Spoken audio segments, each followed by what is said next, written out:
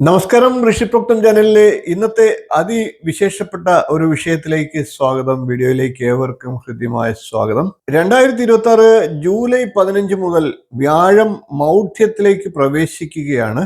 അത്യപൂർവമായിട്ടുള്ള ഒരു മാറ്റം. വ്യാഴം ഇപ്പോൾ അതിചാരത്തിലാണ്. അതായത് ഒരു വർഷത്തിനുള്ളിൽ തന്നെ 3 രാശികൾ മാറുന്ന അവസ്ഥയിൽ. അതുകൊണ്ട് തന്നെ ഇതൊരു പ്രത്യേകതയുള്ള സമയമാണ്. മുമ്പ് ഇതിനെപ്പറ്റി ഒരു വീഡിയോയിൽ ഞാൻ സൂചിപ്പിച്ചിരുന്നു. ഇത് രാജ്യങ്ങൾക്കുമൊക്കെ ദോഷങ്ങൾ ചെയ്തേക്കാം. നമുക്ക് അതൊക്കെ വഴിയെ മനസ്സിലാക്കാം.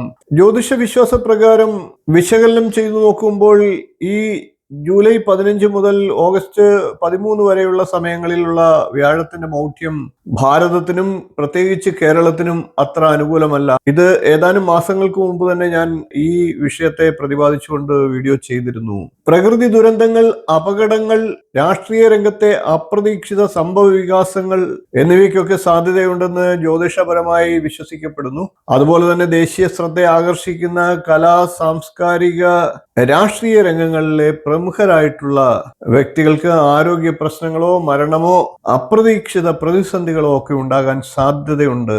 മുമ്പ് കേട്ടുകേൾവി പോലുമില്ലാത്ത ചില സാഹചര്യങ്ങൾ സമൂഹത്തിൽ രൂപപ്പെടാനും സാധ്യതയുണ്ടെന്ന് നമുക്കിതിലൂടെ ചിന്തിക്കേണ്ടിയിരിക്കുന്നു. നമുക്കിനി കൂടുതൽ കരുതൽ എടുക്കേണ്ട നക്ഷത്രങ്ങളെ ആദ്യം പ്രതിപാദിക്കാം. പിന്നീട് ഓരോ കൂറുകാരുടെയും ഫലങ്ങളെ പ്രതിപാദിച്ചു പോകാം.